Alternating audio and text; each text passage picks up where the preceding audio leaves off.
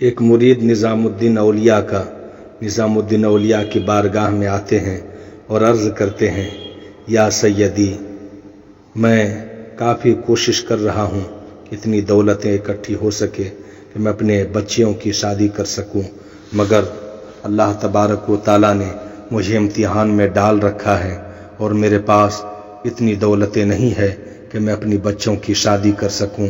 آپ ہمارے حق میں دعا فرمائیں، اللہ تبارک و تعالیٰ ہمارا انتظام کر دے۔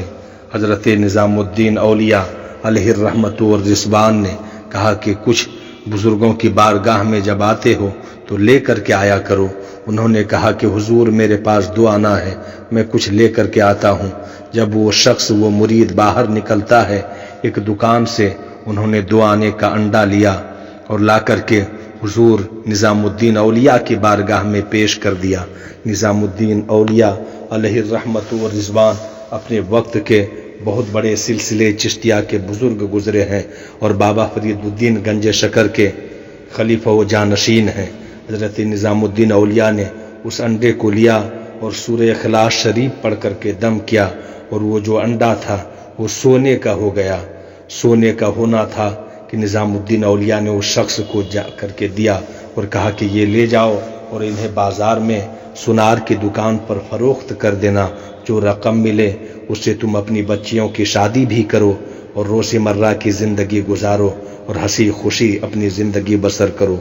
اس تمام نظارے کو نظام الدین اولیاء کی بارگاہ میں ایک شخص تھا جو بیٹھے دیکھ رہا تھا، اور انہوں نے دیکھا کہ انڈے پر نظام الدین اولیاء نے سورہ اخلاص کی 3 مرتبہ تلاوت فرمائی اور وہ سونا جو تھا وہ انڈا ہو گیا۔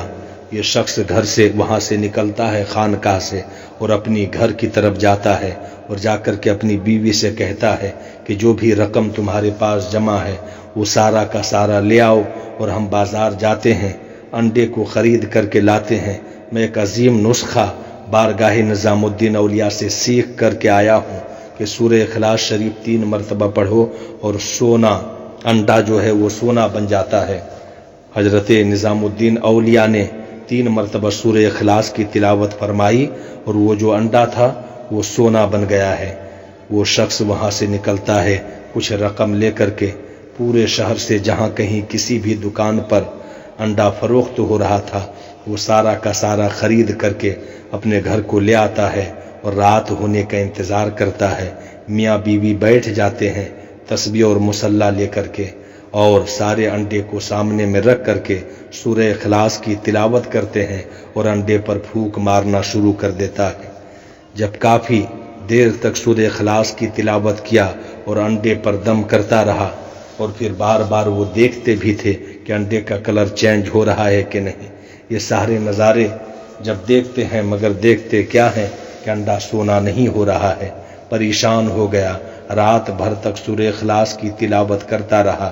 جب کوئی بھی انڈا سونا نہ ہوا تو صبح اٹھ کر کے نظام الدین اولیاء کی بارگاہ میں حاضر ہوتے ہیں اور عرض کرتے ہیں کہ یا سرکار، اے میرے آقا، اے میرے مرشد، آپ نے کل رات میں سورہ اخلاص کی تلاوت کی، فلاں مرید آیا تھا اور ان پر دم کیا، ان کے انڈے پر، وہ سونا ہو گیا۔ ہم نے بھی پورے شہر کے انڈے کو خریدا اور سب پر سورہ اخلاص کی تلاوت کی، مگر کوئی انڈا سونا نہیں ہو رہا ہے۔ آخر ماجرا کیا ہے؟ آخر بات کیا ہے؟ تو حضرت نظام الدین اولیاء نے کہا کہ جب فقیر دنیا داری ترک کر دیتا ہے اور اللہ تبارک و تعالیٰ کے رضا کے لیے اپنی زندگی گزارنے لگتا ہے، دنیا کی محبت دل سے ختم ہو جاتی ہے، محبت الہی دل میں جب گامزن ہو جاتی ہے، تو جب اس کی زبان سے کوئی بات نکلتی ہے تو اللہ تبارک و تعالیٰ قبول فرما لیتا ہے۔ میں نے دنیا داری کو ترک کیا ہے، میں صرف خدمت خلق کرتا ہوں، لوگوں کو فائدہ پہنچاتا ہوں، مجھے دنیا کی دولتوں کی کوئی ضرورت نہیں ہے۔ وہ شخص آیا تھا، کافی مجبور تھا، انہوں نے کہا بچیوں کی شادی کرنی ہے، اس لیے میں نے ان کے انڈے پر دم کیا اور وہ انڈا سونا ہو گیا۔ تم دنیا کی محبت میں اور حرص لے کر کے انڈے کو سونا بنانے چلے تھے، یہ ہرگز بھی نہیں ہو سکتا۔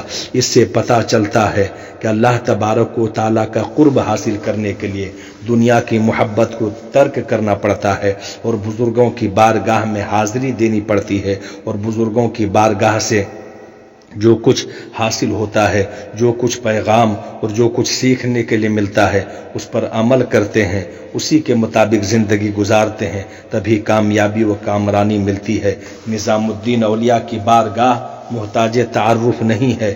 نظام الدین اولیاء کی ذات بہت ہی عظیم ہے، اتنی عظیم ہے کہ ایک مرتبہ وہ ندی کے کنارے سے گزر رہے تھے، دیکھتے کیا ہیں، ایک بچھو ہے جو ندی میں ڈوب رہا ہے۔ نظام الدین اولیاء قریب تشریف لے جاتے ہیں اور اس بچھو کو اپنے ہتھیلی سے لے کر کے باہر کرتے ہیں۔ جیسے ہی ہتھیلی پہ لیا، بچھو نے ڈنک مارنا شروع کر دیا، پھر حضرت نظام الدین اولیاء کے ہاتھ سے وہ بچھو گر جاتا ہے، پھر پانی میں ڈوبنے لگتا ہے۔ پھر نظام الدین اولیاء اپنی ہاتھوں کو لگاتے ہیں اور اسے کنارہ کرنے کی کوشش کرتے ہیں، ہاتھ لگنا ہوتا ہے کہ بچھو پھر ڈنک مارتا ہے۔